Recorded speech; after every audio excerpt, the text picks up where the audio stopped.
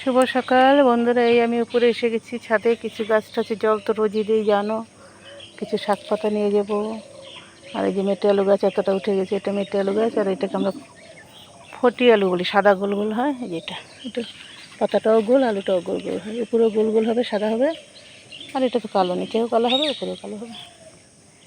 এই দিক দিয়ে আরেকটা উঠছে, ওই যে পাতাগুলো বড় বড়। অনেক গাছগুলোকে জল দিয়ে যাব। আর এই যে ফুল তুলে নিয়েছি, 5-6 রকমের যা পেয়েছি সবই তুলে নিয়েছি। 3টা কামরাঙ্গাও নিয়ে নিয়েছি। আর এই দেখো একটা মজার জিনিস, এটা একটাও তুলি নেই। লঙ্কা দেখো লম্বা লম্বা হয়েছে।